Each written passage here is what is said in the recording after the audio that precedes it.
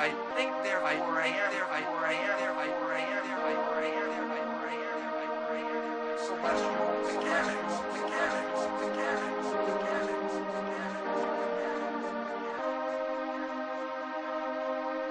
talking about science, it's very important to recognize that we talk about all these different disciplines, biology, chemistry, physics, and all that.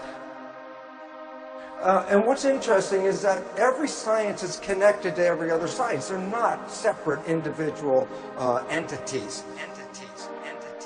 And science is actually built like a pyramid with several levels to it.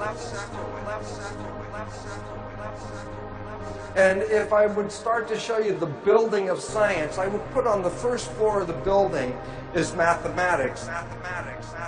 From mathematics, then you could lead to the next science, which is physics. And then from physics, which is the mechanisms of life and the mechanisms of the universe, physics means mechanics. That's why you can say quantum physics or quantum mechanics. Newtonian physics, Newtonian mechanics. It's mechanisms of how the universe operates. So physics is fundamental to all the other sciences. From physics, you can then start to study chemistry, which is the mechanisms of the material world and how they interconnect. There are all different branches of chemistry, and as you get up the level of chemistry, you start to recognize there's a biochemistry, an organic chemistry, which is the precursor of the next floor called biology. And then from biology, there's an additional science built on top of that, which is psychology. Why I want to present this, and it's a very important understanding, and it goes like this. If a science on the lower tier changes its belief system, every other science above must incorporate those beliefs, or they're not scientific anymore. And this becomes very critical because when we look at our building, the world that we're living in today, in the conventional world of medicine and biology and all that, is really based on a physics that is called Newtonian physics. And why this becomes relevant is simply this.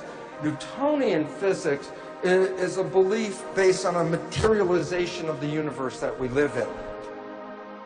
And how did we come about this? Well, we can go back in history and talk about, well, Isaac Newton came into a world where there was a belief of possibility that the universe itself was like a giant clock. It's like a machine. And that if you could understand how all the gears engage, then you would be able to predict its movement. And if you could predict its movement, then you could control and regulate the machine. This was a belief, and actually was seeded by René Descartes, in fact, that the concept that there was a celestial mechanism, but it was left up to Isaac Newton to define celestial mechanics. And what he did was this. First, he created a math. Before he could do physics, he created differential calculus. And then with that differential calculus, he looked at planetary bodies moving in the solar system. So he put this information into an equation. And what information did he put in? So in studying the moon moving around the Earth, he put in these three fundamental factors. The physical mass of a planet, gravity, which at that time was connected to the physical mass. So gravity was a physical character. Something that's bigger had more gravity, so it was connected to the size of it.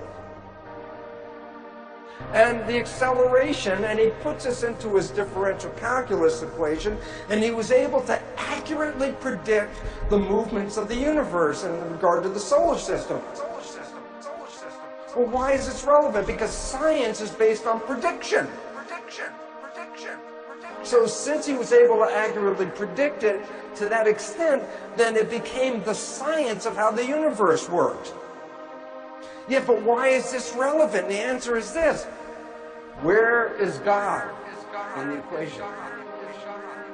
Where are invisible forces in the equation? Where's the field in the equation?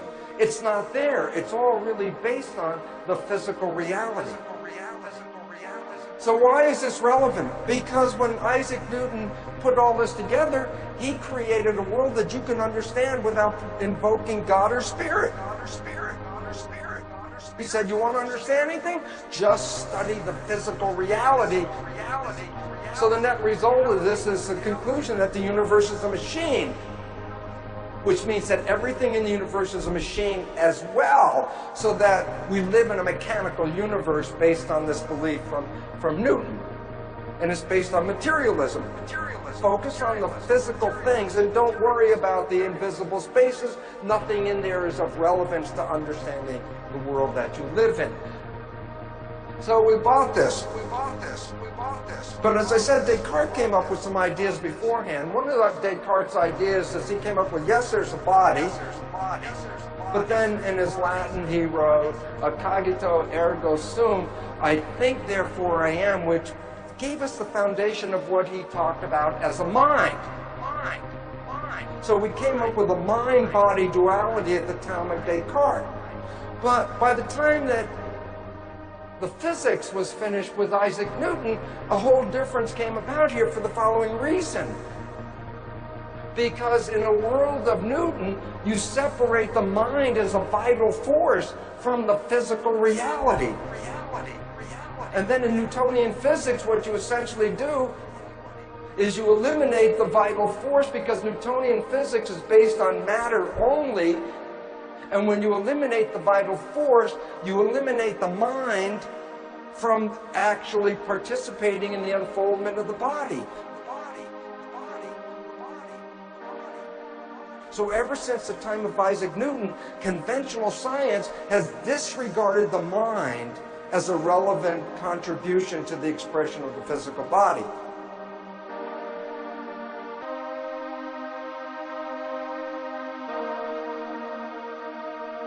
I think there I ran there, I ran there, I ran there, I ran there, I ran there, celestial mechanics.